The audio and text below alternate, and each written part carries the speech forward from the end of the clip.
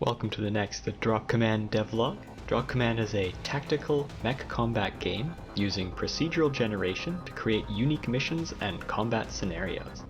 You can pilot anything from infantry-sized power armor up to the heaviest of assault mechs. You can fly across the battlefield as a VTOL pilot or hug the ground in a battle tank. In the last few months, I have fixed a long list of bugs in the game, but I won't be talking about those today. There are plenty of other updates this time around, so let's dig in. The topics we're going to cover include the HUD, the map generator, hardpoints, a new Mech Lab, a new unit, and the loading screen. So let's start with the HUD. The heads-up display now has a speedometer, so you know how fast you're going. However, I doubt that will stop Dodo pilots from getting plenty of speeding tickets. Many weapons now require ammunition, and you can see how much ammo remains with a quick glance at your weapon's readout. The crosshair system has been massively improved. The reticle is now context sensitive, changing color depending on whether it is over a friend or a foe.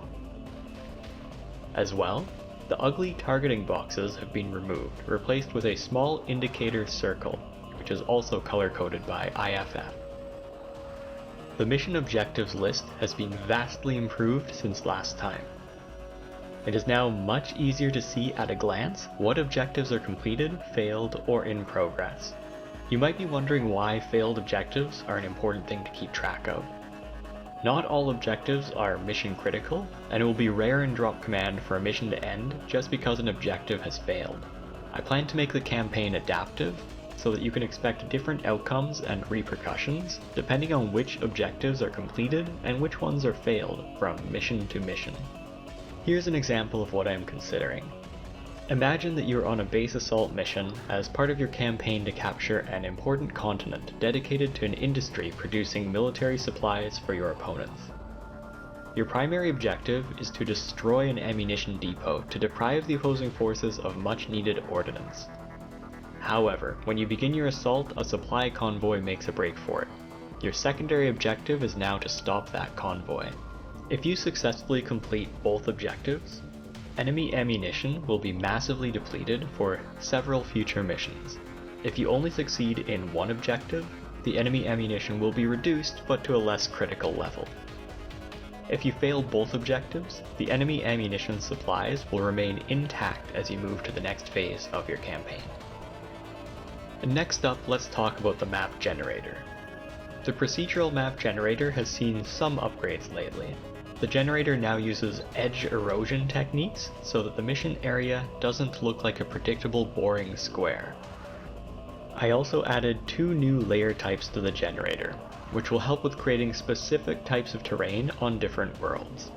The main new addition is the ramps layer. This allows ramps between levels of terrain, so that units without VTOL, jump jet, or jump capabilities can still reach vantage points. The ramps are fully functional, but I still have some work to do ironing out the system. Now that ramps are in the game, I will also need to update the AI to be able to take advantage of them.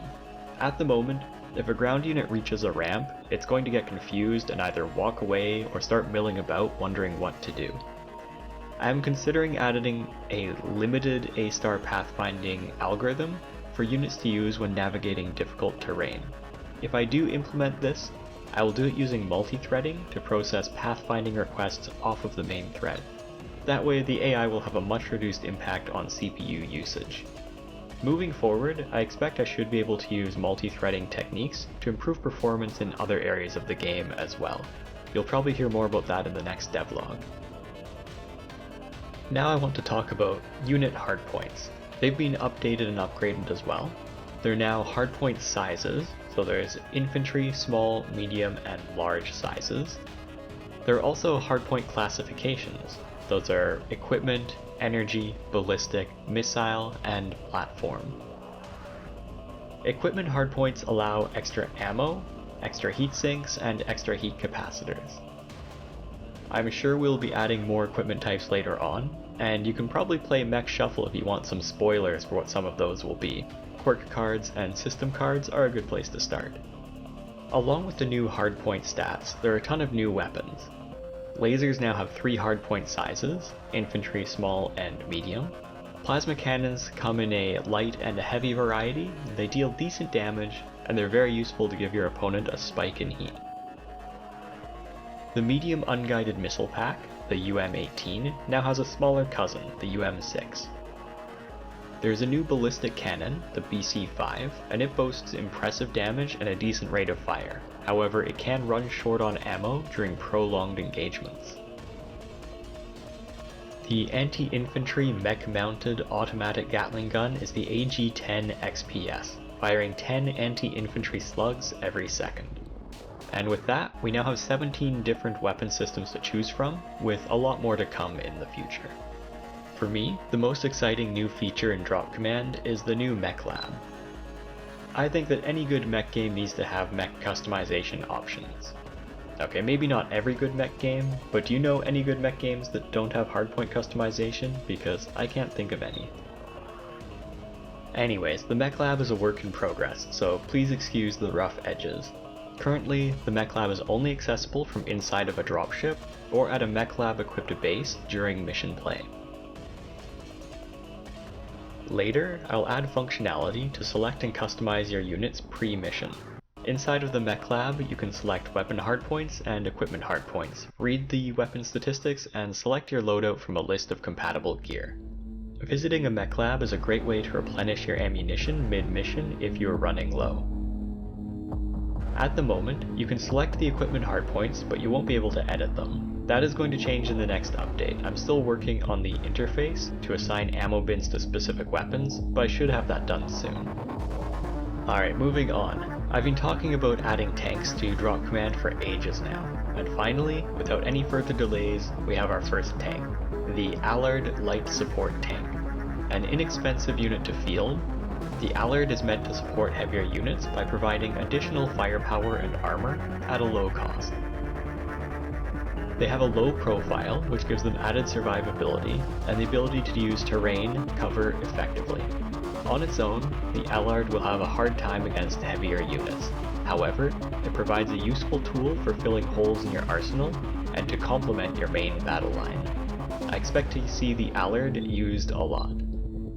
A somewhat less exciting, but important nonetheless, is the game loading screen. The loading screen serves two purposes. One is to tell the player that the game is in fact still loading and it hasn't stalled the computer. The second is to help me understand which game systems are taking the longest to load. This will be useful to me in the long run, as I will be able to prioritize optimizing those systems to reduce load times. At the moment, the procedurally generated trees are a large bottleneck, so I'll need to spend some time on that system to make improvements before launching the game. Moving on to the current design challenges for Drop Command. I mentioned that I want to add in the A-star pathfinding algorithm, since the terrain has become too complex for the basic AI implementation to handle. You might remember that I brought it up in an earlier devlog, where I was excited to have avoided using A-star, since it is computationally very demanding. What I'm imagining going forward is a hybrid approach, a sort of two-stage unit AI system. It will use the basic AI most of the time, but when it can't reach its target or a desired location, it will send a request to the A-star system for a path to follow. The path will be computed in a new thread, and when the path is ready, the unit will be notified with a series of waypoints that it can travel through. The unit will need to reevaluate as it travels along the path whether or not to continue following the waypoints. For example, if it needs to engage a new target, it can discard the path and revert back to the basic AI. I have mentioned a few things that I want to work on coming up next, but here are a few more. I wanted to add a new mission type for this devlog, but I ran out of time. I am planning to add a raid type mission with enemy emplacements and important pieces of infrastructure to be destroyed at various nav points. If you have an idea for another mission type that you want to see, feel free to leave suggestions in the comments below. When it comes time to implement the procedural campaign, mission variety is going to be a very important aspect of keeping things fresh and exciting throughout. I also want to add a new terrain type to the game, most likely a low-gravity barren moonscape, perfect for communication array installations, naval outposts, and mineral harvesting operations. it should pair nicely with the new mission type at any rate. I'm also working towards launching a Steam page for Drop Command, and I plan to make it go live at the same time as the next devlog, so stay tuned for that.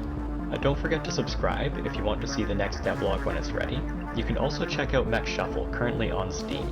Mech Shuffle takes place in the same game universe as Drop Command, although 144 years earlier in the timeline. I hope you're enjoying these devlogs. The next one will be ready in about a month or two, and I can't wait to have more progress to share, so thanks for watching, and I'll see you next time.